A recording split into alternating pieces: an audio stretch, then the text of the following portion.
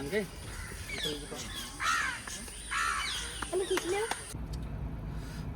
दोस्तों, कैसे हो सब लोग।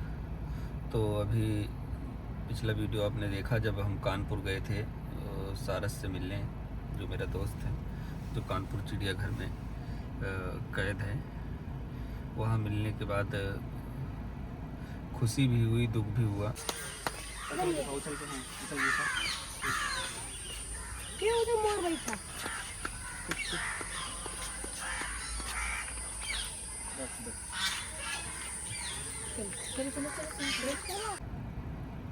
और वहाँ जैसे हम पहुँचे तो एक जगह पे सहमा हुआ सा वो खड़ा था, बिल्कुल डरा हुआ सा।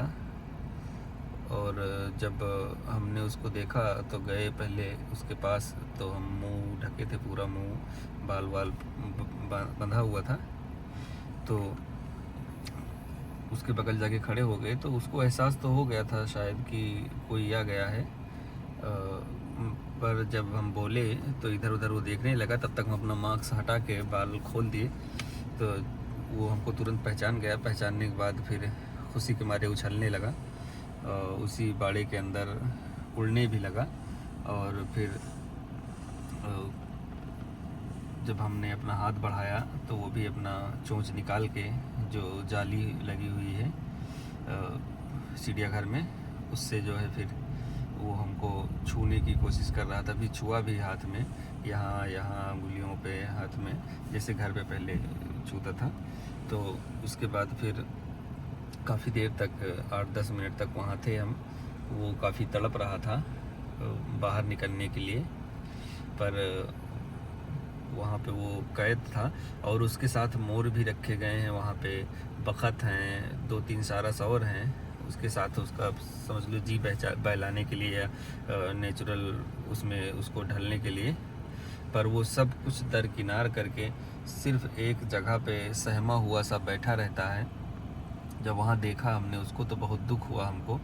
और उसकी हालत इतनी ख़राब गई है, इतनी ख़राब गई है कि एकदम दुबला हो गया है वो।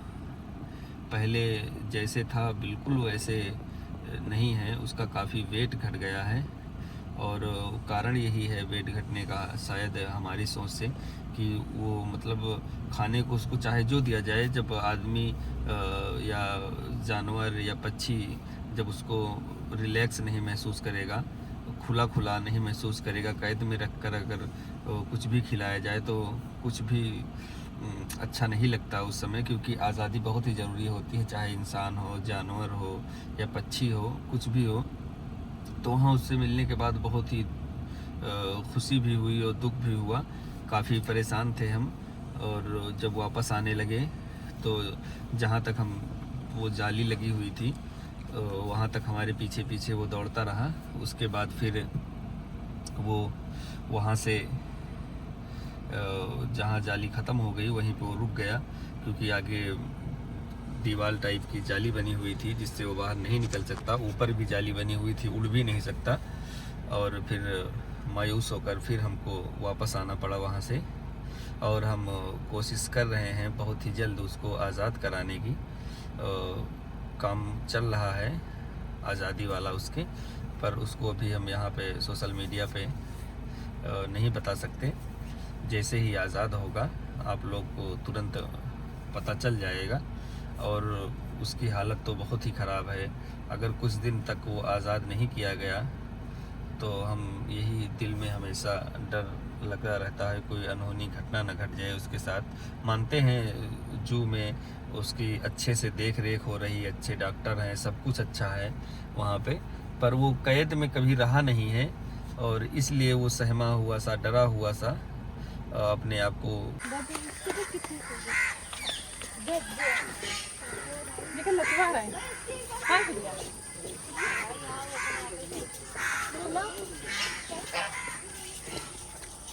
घुटन सी महसूस करता होगा।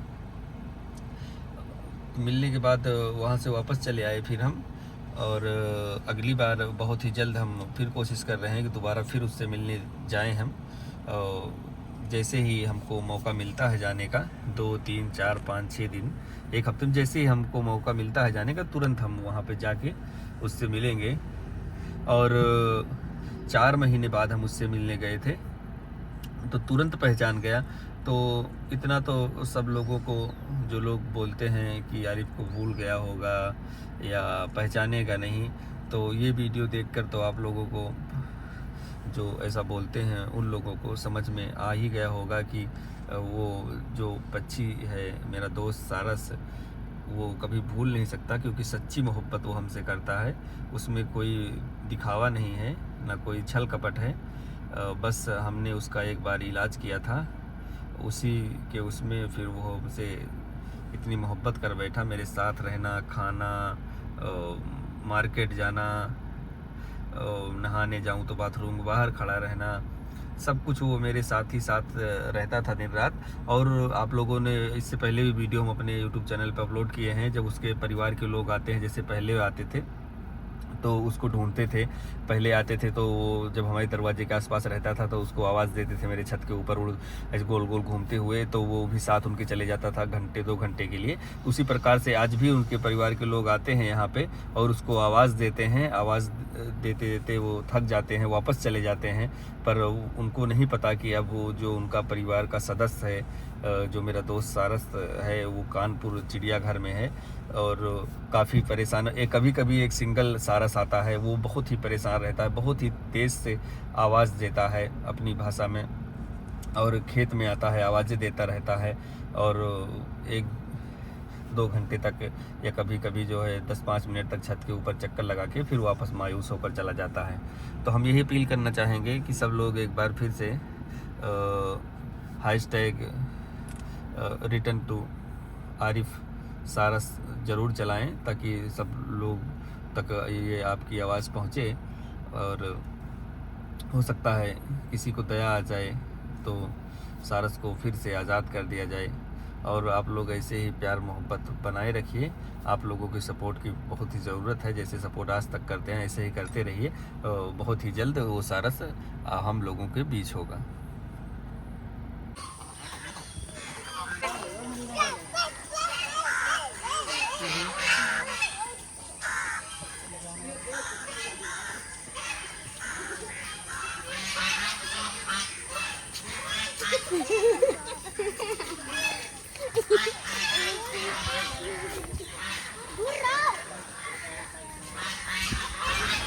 आप लोग देख सकते हैं कि हम जब वापस जा रहे हैं ऐसे, तो किस तरह वो दौड़ रहा है।